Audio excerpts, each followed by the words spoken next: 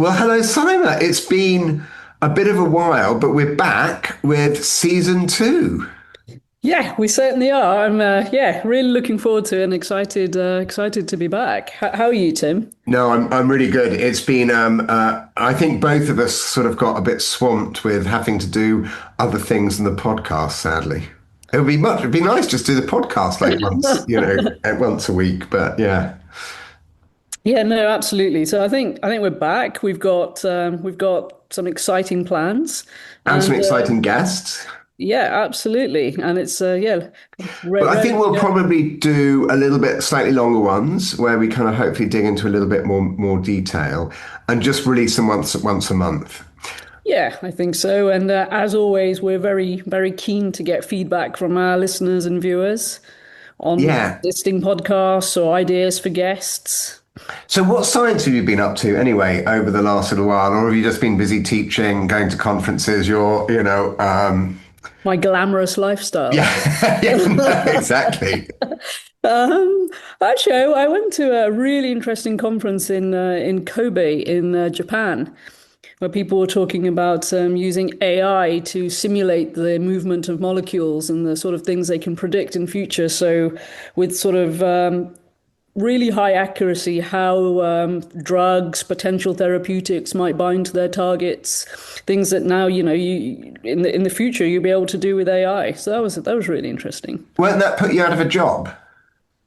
No, I think not. I think not because as we talked about in the past when we speaking various things about AI, it can learn things, but does it understand things? There's always that sort of gap, and I think that'll keep some of us in a job for a while, hopefully. How I about mean, it's yourself, really Tim? Sorry. that whole AI thing. I know we're not going to talk about AI on the podcast today when we get our guest on, but I think it's really interesting because, there are some really impressive machine learning tools out there that do specific tasks incredibly well.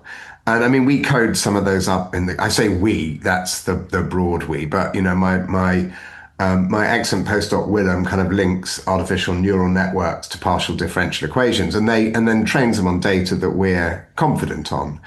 But I think I don't know if I don't use ChatGPT very often, but the last few times I've dived in and used it, I think it's actually I mean, its language abilities are astonishing, but I think the information it's getting are getting worse. I'm just wondering if it's sort of retraining itself on more, or every time it's retrained, it's on the internet, and there's so much rubbish out there. It's just giving really unreliable answers. Yeah, probably. I mean, there's going to be a huge level of curation of data, proper annotation of data in the future, and yeah, the accuracy of a lot of these AI methods will depend on that, I think. No, I think that's right. So in fact, I have to admit, I hardly ever use ChatGPT for these reasons. I can't remember what it did the other day, but I was asking it something I knew the answer to, Yeah. yeah, I mean, it was way off the mark, and it wasn't like something particularly hard. Yeah, I've used it to sort of find bugs in my own code sometimes. Sort of pasted things in and said, why doesn't this work? Or why isn't it doing what I think it's doing? And it's been pretty good at that, to be honest. That's been about the extent. Yeah, maybe I should. I've been coding today for the first time in a while, and I've hit something I'm struggling to debug, and we started recording this just as I think I was about to crack it, but it'll have to wait till Oh tomorrow no. now. So, but it's quite. I have to admit, I do quite like writing code, and what I'm trying to do, I'm working with a guy called Pete Hudson, who we had on the Yeah. podcast a while ago, actually, and we're trying to understand about spillover of viruses from bats and rats. And it's one of his students, Caitlin, who's actually leading on at this, and they sort of said, "Oh, could you do a model for us?" And so I said, "Yeah, that'll be easy." Thought, "Oh, you'll be able to rattle that off quite quickly." But yeah, I'm obviously a bit rusty coding, but I'm not going to turn to Chat GPT because I'm not sure it will help actually. Oh, okay, fair enough. I think that's when it comes to coding, I'm rubbish at coding, so that's the first place I go to these days. So anyway, what else have you? Oh, how's the research going? You've been off to a conference. Exciting papers coming out. Yeah, it's all happening. It's things cooking up and papers in the pipeline. still on the quest for trying to understand what the surface of bacteria looks like. But hopefully, watch this space. We might have some details soon. I won't give away too much right now. But Ah. how about yourself? You've been away with work, haven't you?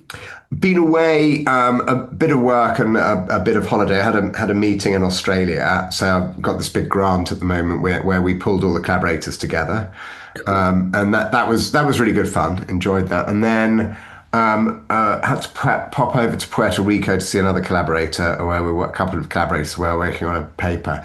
But then I've had a holiday, and it's kind of a bit like a busman's holiday here because Sonia and I went over to Vancouver Island and we sort of camped in the middle of nowhere with some friends, but also with a cook, which made life easier. And washing out of a bucket and all that sort of stuff. And we were on the lookout. We were hoping to see something called the coastal wolf, which is a subspecies of wolves, which are really interesting. So most wolves eat elk and deer and things like that, large kind of herbivores.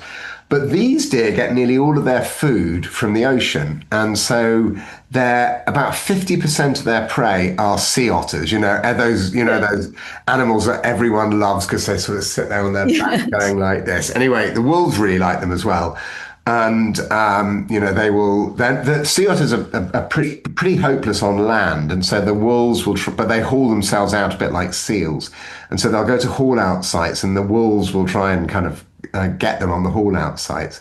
Anyway, they also eat dead whales and dead seals that wash ashore, but they'll also kind of hunt a few mice and occasionally crunch up sort of mollusks that they find on the tidal floodplain. So they're much smaller than normal wolves. Anyway, we went to look for them. We went out with a guy called Tom McPherson, who's an expert on these wolves. He was the one who was kind of showing us around. So it was a bit of hiking through the old growth forest, sitting around waiting for the wolves to come out with telescopes and large camera lenses and what have you. And we got some excellent sightings, and of course, mucking around in a boat looking for them. So we got some excellent sightings. We were there with some good friends. So it was, and I know that I go off to look for wolves sometimes for work, but it's quite fun. Yeah, I think we're both fortunate in that sense, aren't we? That we sort of, for both of us, work is also fun. No, exactly, It does exactly. both things. No, I think that's right. Well, today we've got on a medic, but also a scientist and also a writer. So a guy called Robin Choudhury.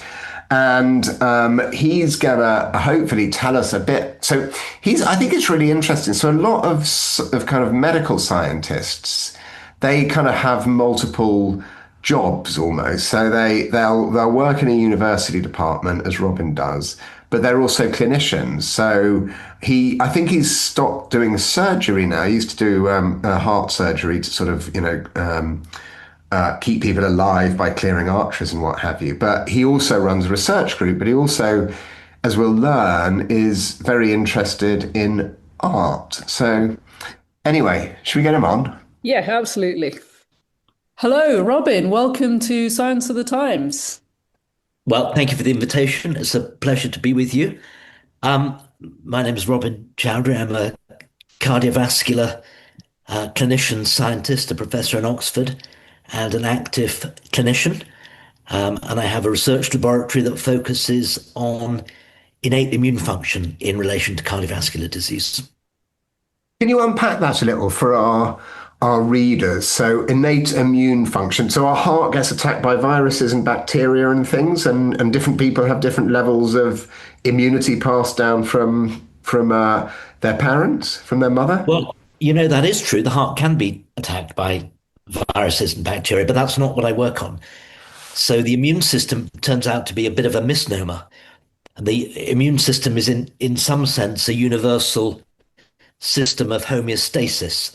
That's to say, it not only fights bacteria and viruses, but it comes into action in all sorts of disturbed biology, pathology, and it tries to fix it.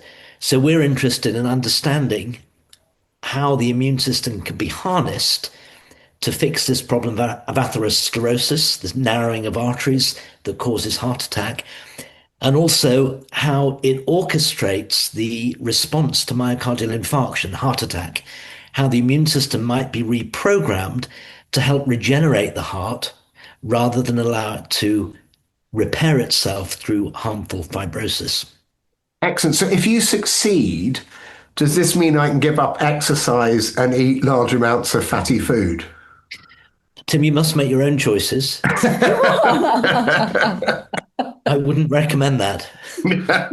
But I mean, there would be some treatments potentially to mean that people don't have to have open heart surgery to clear arteries. Is that Right. So the things that drive this form of cardiovascular disease, the furring up of arteries, cholesterol that becomes deposited, lipoproteins that become deposited in the walls of arteries, and that sets in train a series of inflammatory responses. And those inflammatory responses, if you like, get out of hand. They become maladaptive. And so the aspect of immune function that we're interested in is how we can reharness the inflammation to try and make those cells less harmful, less inflammatory, and more reparative.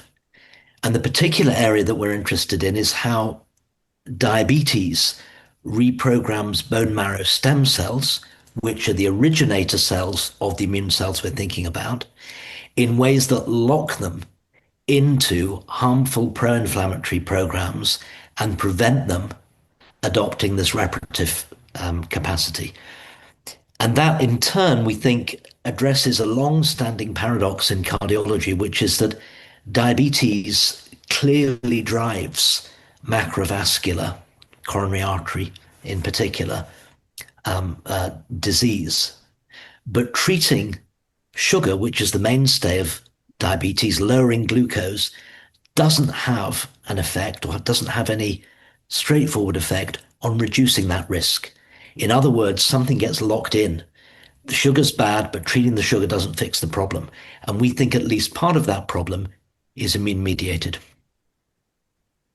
so?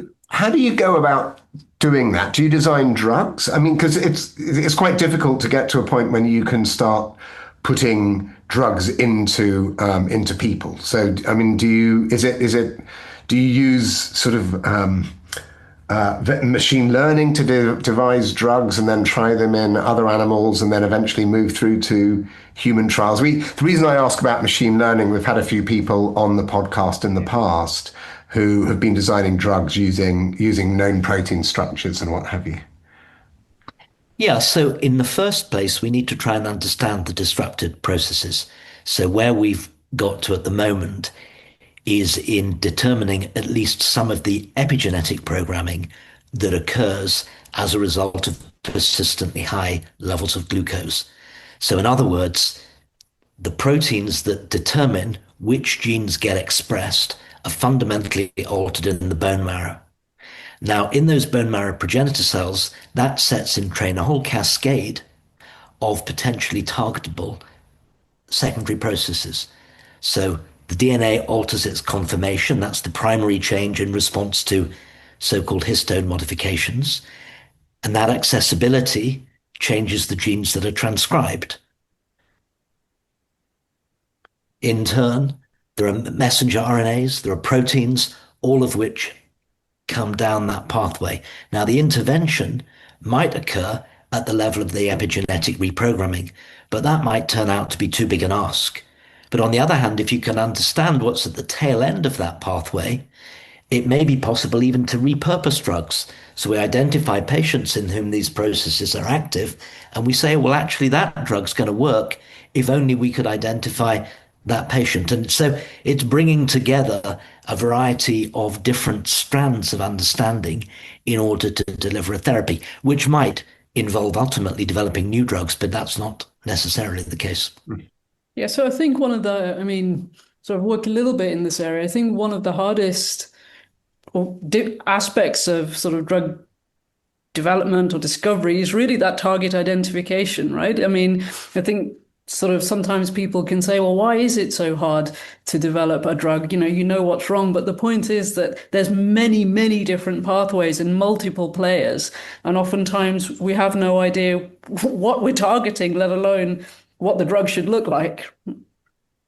Right. So I think particularly for something broad like inflammation, which is a term which is really in this context not fit for purpose, it could have many, many manifestations. So understanding not only the process, but the cell types and the location in which that process is active is really key. And the other thing I would say is that in biomedicine, there's a sense in which we're not short of drug targets. People talk about identifying new therapeutic targets, and in many areas, we've got really sophisticated understanding of the biology and how we might target it. And the gap is in understanding the patients in whom those processes are active so that you can do a clinical trial at an appropriate scale and demonstrate the efficacy. And in this world, that's that we're talking about, that's currently a real problem. And so, how's progress going? I mean, it's exciting research. To tell us what you've been doing. Are you, any particularly exciting things? And you might not be able to talk about them, of course, because you might be thinking, I've got some IP here that could be bought by various companies. But yeah, anything you can tell us, is progress Well, good at the moment? I tell you anyway, I'm sure.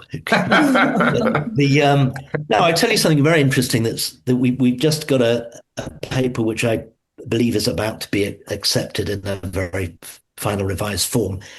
So Kate Bowden in my lab has described a core transcriptomic signature of something called trained immunity. So it turns out that the effects of glucose on these bone marrow cells are not unique to glucose.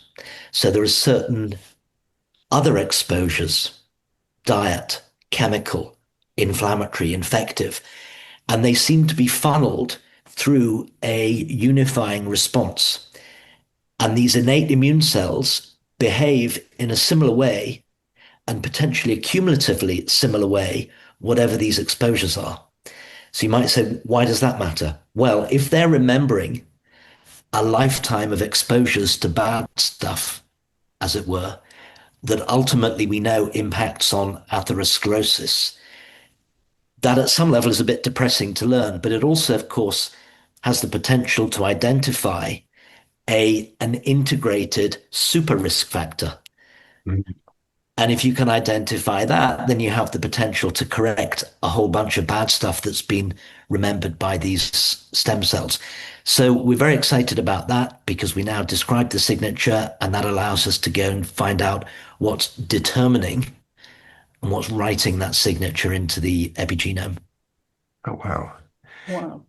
So if are you doing? I mean, you're a clinician as well. So you mentioned this at the, and I have to say, I've always got a huge respect for medics who are conducting research, but are also running clinics and what have you. And I think I'm right in saying that you've recently decided to step back from the surgery, but you're still running a clinic weekly. One of the aims is presumably to reduce the amount of, or to improve longevity, but also to increase the frequency decrease the frequency with which surgery has to happen. That would be an outcome you'd be happy with, presumably? Yeah, absolutely. So, for a long time, well over 20 years, I was treating the end stage consequences of this furring up process Mm. with balloons and stents. But we know that outside the context of acute heart attack, where the vessel is blocked off with a blood clot, just treating those narrowings really makes little or no difference at all to a patient's outcome. It might relieve symptoms, but it doesn't prolong life. Oh, okay. And really, the way to make an impact at scale is to try and deliver preventive therapies. So we think about this in terms of primary prevention. That's to say, trying to prevent the disease process occurring in the first place or to slow it down dramatically. And then in terms of secondary prevention, so someone's had a manifestation of atherosclerotic cardiovascular disease, how do we deal with that and minimize the chance of recurrence? And it turns out that if you want to do that effectively, you do it with medicines, not with mechanical intervention. And so, sorry, Simon. No, no, go ahead. Yeah, and at the moment, heart disease is one of the biggest killers that we have in certainly in the developed world, up there with cancer. There's kind of cures coming online for cancer. There's cures coming along as you're talking about for many of these heart issues, will that mean we'll all be able to live forever in like 20 years' time? Well, look, there've been massive changes in cardiovascular mortality related to smoking cessation, control of blood pressure, cholesterol reduction, and so forth.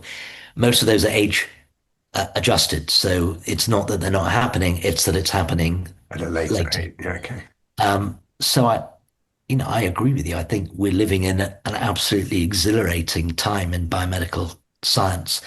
Things are changing at enormous speed. We're now putting in a grant proposal. By the end of the grant, we're using techniques that we hadn't heard of, or perhaps that weren't developed at the beginning.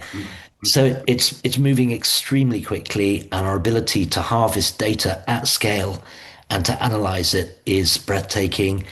The ability to communicate and collaborate with external labs and experts is extraordinary. So I think all bets off, and the idea that we might understand how to reprogram cardiovascular disease, vessel inflammation, bone marrow in a way that in fact, I've just come off a call where we've been talking about this using cellular therapies and the way that the cancer doctors are using for CAR T therapies. I think that's, you know, very plausible. Wow, that's really exciting. I have to say, Robin, Tim does have an unhealthy obsession with living forever. And I think he's put some nefarious plan to take over the world. This is Well, I not think true, but I do seem to say a line like that on many podcasts. You That's really true. do. Yeah, no, that is true. So, So, Robin, your interests in the heart are not sort of confined to sort of very medical aspects, but you're also interested in depictions of the heart. And you've written this wonderful book, The Beating Heart, which Tim and I have both read. So I was wondering if you could just introduce the book for us and sort of your motivation. well, that's very kind. Thank you. Well, from time to time, people would ask me why I became a cardiologist. And the answer at some level was pretty simple because the heart's the most important bit. And I sort of grasped onto that as a teenager, and I wanted to become a heart doctor even before I wanted to be a doctor. But it took me an embarrassingly long time to really contemplate why I thought the heart was the most important bit. And the tipping point was probably one of my colleagues in Balliol gave me a book called The Medieval Heart. So Eleanor Lombardi, who is a interdisciplinarian in her own right and an expert in Dante and love and desire in medieval poetry, gave me this book by someone called Heather Webb. And that really exposed me for the first time to the way that people have been thinking about heart over centuries. And I became very interested in it. About 10 years ago, we put on a symposium at the Ashmolean with Jim Harris, who's a teaching curator there. And there was clearly enormous public interest in this concept of the heart and what it represented and how we think about it and how we depict it. And as I started to delve a bit deeper, it became clear that everybody from Aristotle to Descartes to Leonardo da Vinci, Pascal, Aquinas had all had an idea about what the heart does and critically how it beats and what the significance of the heart is as a source of the soul, the seat of life, emotion, and repository of deeds, and all sorts of things that are recurring across time and place. And in brief, it turns out that people have depicted those beliefs in the most extraordinary ways. And I know I sort of subtitled the book Botticelli to Banksy, but actually it's far more than that. But it does span indeed Botticelli to Banksy. the actual subtitle's the art and science of our most vital organ, I think, and it's published by Apollo, isn't it? And available at all good independent booksellers, I'm sure, and also other booksellers. But we like to champion the independent ones, and it really is a fantastic read. And people have been fascinated by the heart because and I think you make this kind of point in the book, because it moves and because it beats, right? That seems to be the source of all movement. And one of the narratives that runs throughout the book is the journey of scientific and understanding, but also of representation and culture, of how that beating heart kind of leads to soul, to life, and what have you. And so when you and you talk. When I picked up the book to read it, I thought it was primarily going to be about the science, and of course, you tell that scientific story. But actually, I was fascinated by the journey that you take us through art as well. And you just kind of, mentioned this from Banksy to Botticelli. I mean, is that something that's always interested you? And you said you're going back to this Ashmolean exhibition, or is it something? Which bit? I suppose what I'm trying to say, and did you find it easier to write about the art or easier to write about the science of the heart in the book? Which bit came most naturally, or are they both easy? Well, visual arts have been a lifelong passion. So I have no formal training in art, but I've spent, the last 40 years in art galleries, and I have a lot of exposure. So you'll have to tell me, Tim, whether or not it came across as that I wrote more easily about art or science. But I'll tell you that I really enjoyed delving into the art, and I went to some lengths to try and dissolve the distinction between the two, because of course that came relatively recently.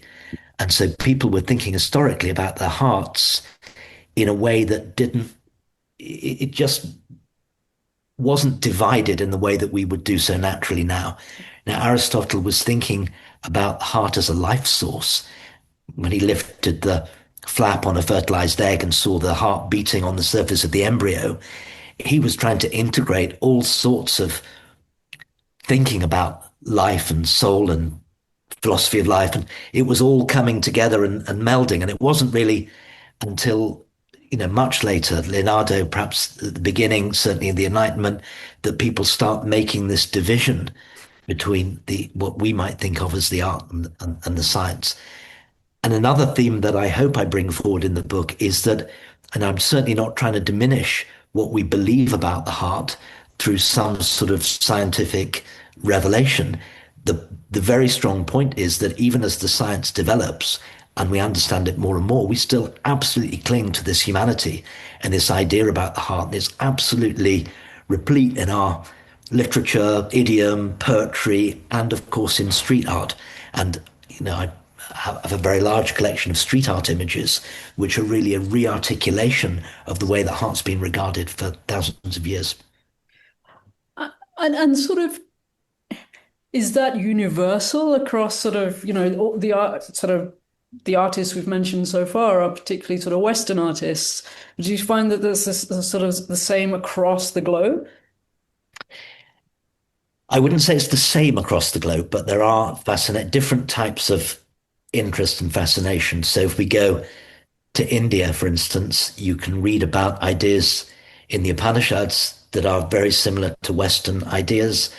You can see images in Kaligat art of Raman and Sita inhabiting the heart or the chest of Hanuman. So there are similar ideas that come out, and really quirky ones sometimes. So, the Upanishad speaks as the heart as the source of semen. Well, that also, to my astonishment, was also an early Western idea. And I could show you an image, in fact, it's in the book, of Leonardo connecting up the plumbing of the brain to the male genitalia, referring to this idea that's where the semen's coming from. So there are some really odd ideas as well as some perhaps more natural ones, and they do indeed recur. I particularly like the idea of the Aztecs thinking that it was also a part of the sun, right? Yes, and cutting out the heart from a living person and Yes. reuniting the life force with the sun god. Yeah, that's a gory one. Appeal to me. I don't know And what then there are some, it wouldn't be fair to imply it's everywhere. I think, the sort of traditions in Africa, I look quite hard. I think it's pretty hard to find it there, but the traditions there are perhaps, and I don't want to generalize too egregiously, but, it might be more an agrarian fertility type representation of art in, tribal art. Or if you go to China and to Chinese medicines, the whole concept of Chinese medicine is not based around a physiology in the way that we would understand it. So if you go to Chinese texts of medicine, they'll be much more based on flora and herbal preparations, and it's just conceived in a completely different way. And yet you can also see early Chinese woodcuts and Japanese woodcuts of heart images. So there was some fascination, but it wasn't perhaps woven as deeply as it is into Western thinking.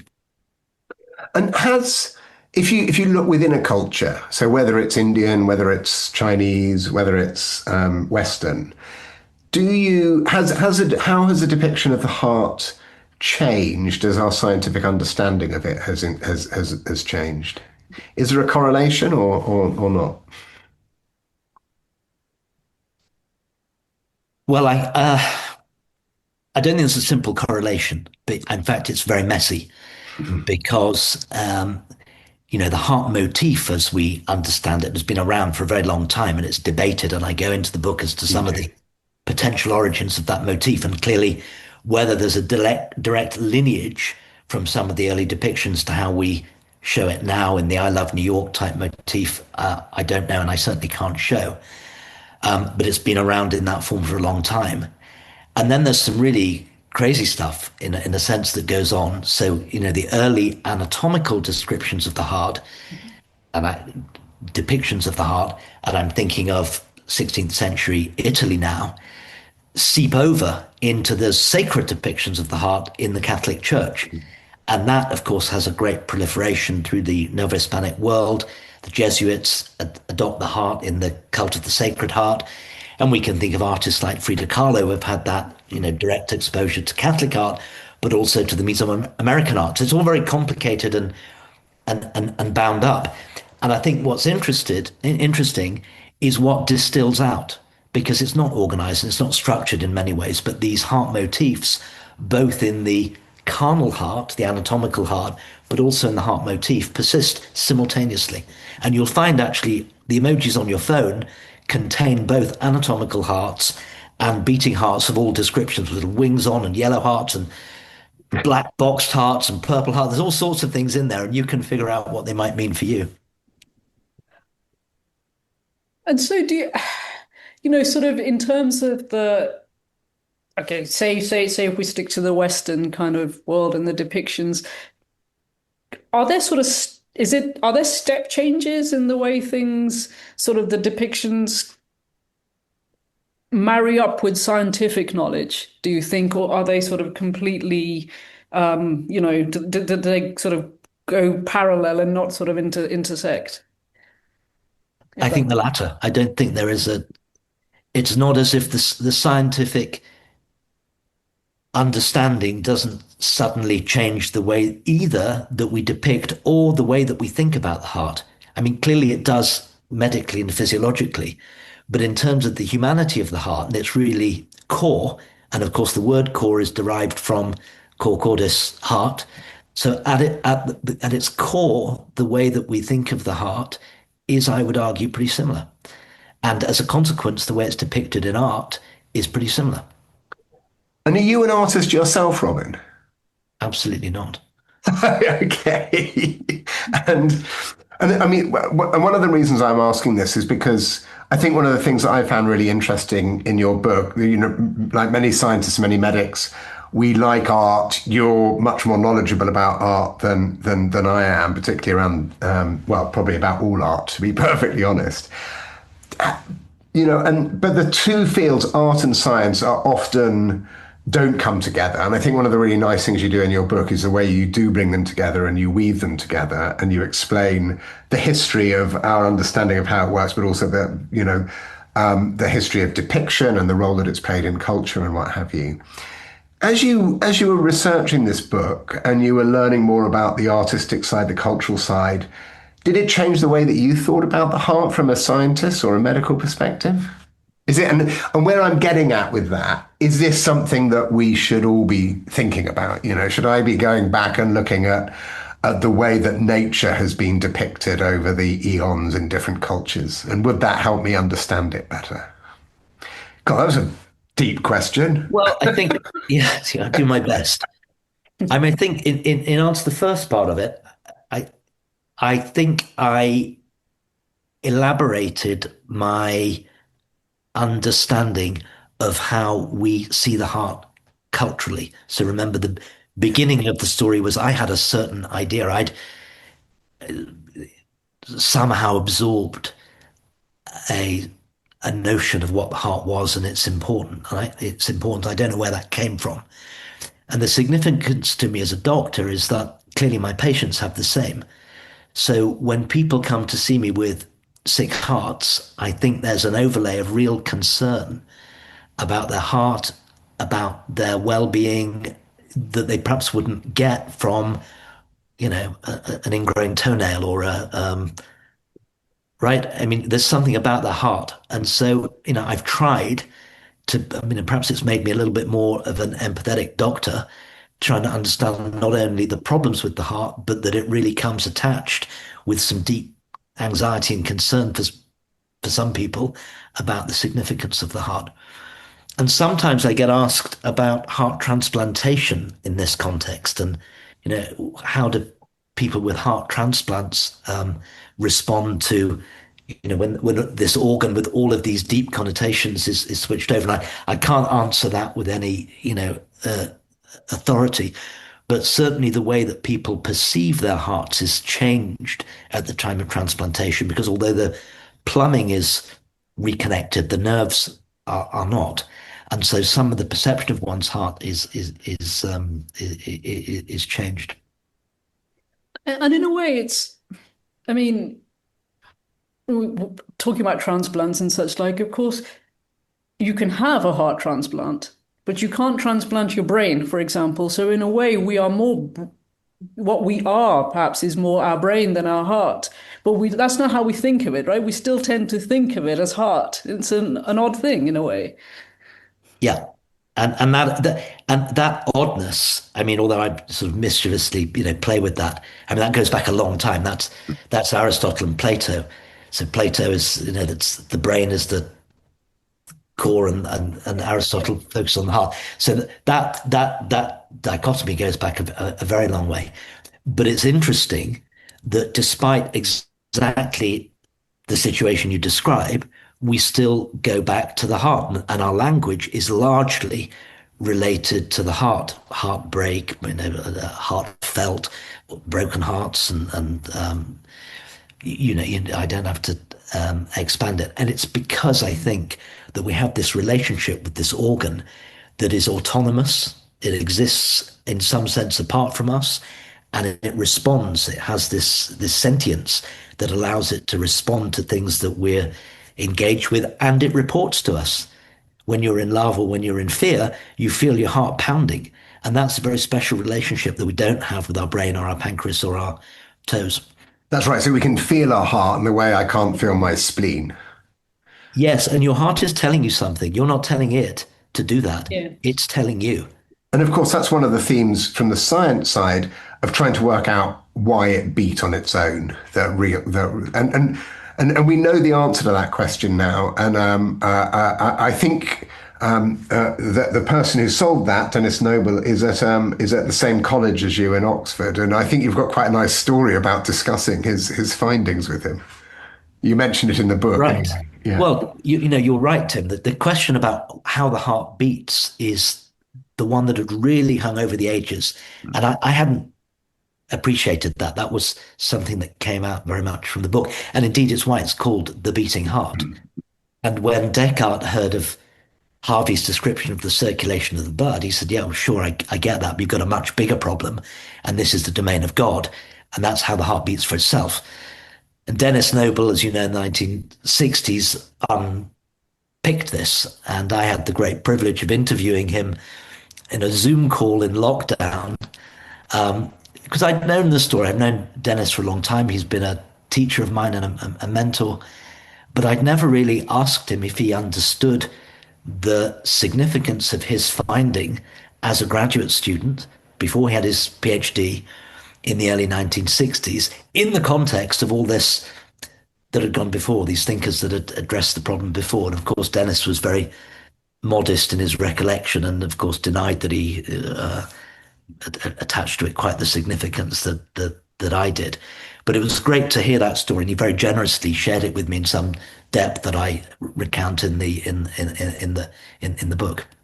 And I think people should buy the book to read that story clearly, and all not just that story, I but think, the whole book. So, and to see the artwork is phenomenal, right? I mm. highly recommend. Just, I mean, I was gobsmacked just looking at, and Robin, I heard you speak at the Woodstock Literary Festival a couple of years ago, which is sort of, maybe you remember where I got sort of hooked on the artwork. But that sort of, what's your favorite depiction of the heart that you've sort of uncovered while you've been researching the book?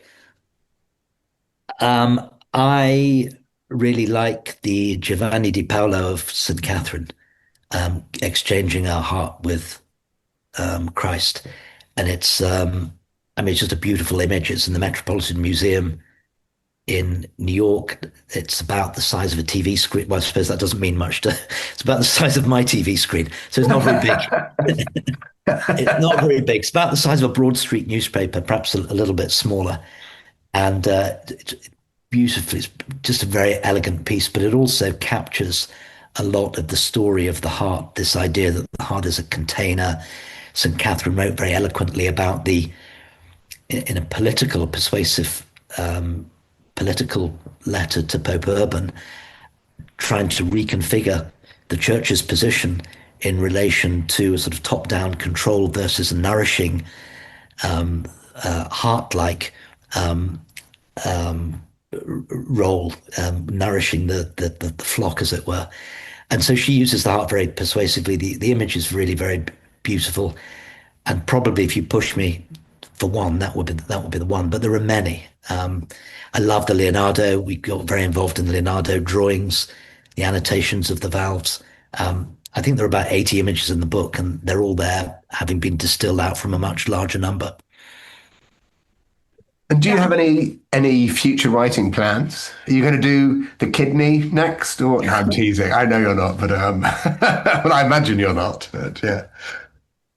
Yeah, well, I mean, I do have some. I would, as I said to you earlier, what I really enjoyed about this was the art and discovering what we can learn about the way we see the world, if you like. It's not too pompous. Our humanity, rediscovered through the depiction of this single organ. I mean, it really is a cultural history told through the depiction of this single organ, and it reflects the sacred, the secular, scientific, artistic development. So something around that I've started to play with a little bit because I found that just so fascinating first time round. Well, good luck with that. And we're running out of time, so I think it's really just to say thank you very much for joining us, and to tell our listeners, to remind them that Robin's book, so by Robin Choudhury, is The Beating Heart, The Art and Science of Our Most Vital Organ. It's published by Apollo, and it's available in Kindle, on audiobook and hardcover. And is the paperback out yet, or is it out later this year? Yeah, so it's published by Head of Use, which is an imprint of Bloomsbury, and there is a relation to Apollo. I'm not sure what that. It's certainly related to a publishing label, Apollo. Hardback's out and still available, and the paperback comes out early next year. Early next year. Okay, well that's to look forward to, and I can thoroughly recommend it, as I'm sure can you, Syma.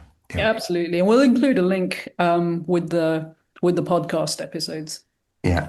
Well, thank you very much, Robin. Thank you for joining us. No, you're very kind. Thank you both.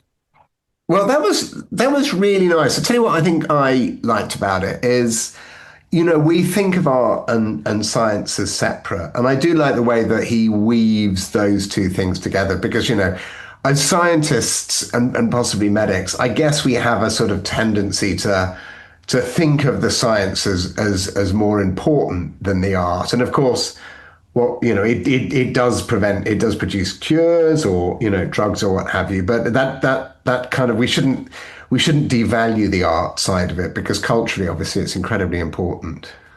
Yeah, absolutely, and as he sort of talked about also the way it's made him think, maybe also as a clinician, the art side of it is just immensely important to people, the way we think, the way we act, the way we feel. And it's interesting that despite what we know about the science, it hasn't changed that much the way the depictions have progressed. And so that shows in itself the value of the art to us as humans, right?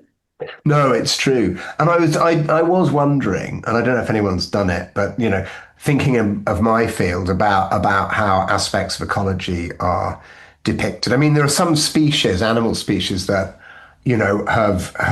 have been in art right since the beginning, since the first paintings that people have put on cave walls, whether they're lions or bison or things like that. And perhaps that hasn't changed much either as our understanding of them. Well, maybe we don't know very much about them anyway. Maybe that's it. Yeah, I don't. It's difficult, isn't it? I don't know, but maybe the bigger things are. It's easier to change the way we, is depictions become perhaps.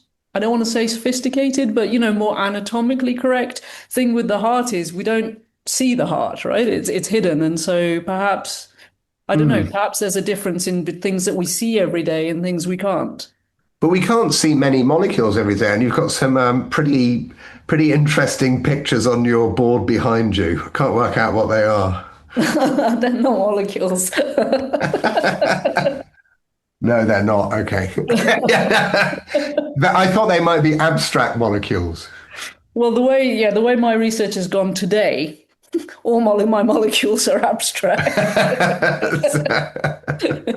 I mean, has the way that, presumably the way, well, maybe a molecules depicted much in art? I don't know. Um, could I mean, I guess, the fundamental molecule, water, is depicted, right? That's true. And ideas of water. Yeah, I don't think they have changed too much because, we know a lot more about water than we did before. So, for example, we know there's very many different types of ice. There's not just one type of ice. There's many different forms of ice, but yet that hasn't changed the way, it's depicted. I think, yeah, I honestly don't know actually in the wider context, are molecules depicted other than water?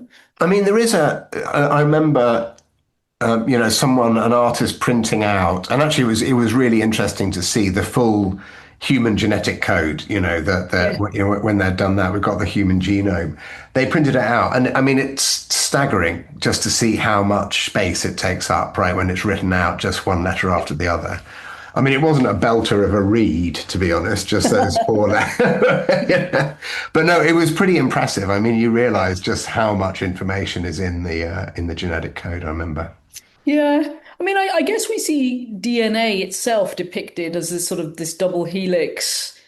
And, even now, even though we know, we have a major groove and a minor groove, you still see depictions where it's almost just two strands Yeah, yeah. entwined around each other. Well, So yeah, it's interesting.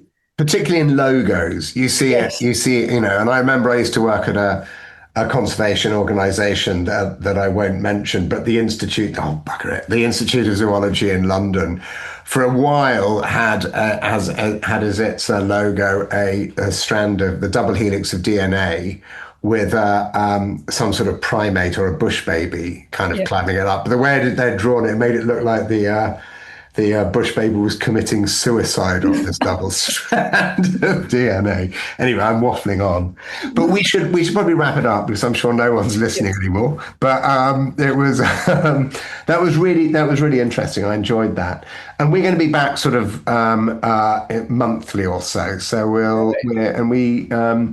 we will have an exciting guest for a Yes. month's time. But it's great to be back. It's been really fun doing this again, I have to Yeah, say. absolutely. And we'll put sort of sneak previews on social media to give people hints as to who the guest might be.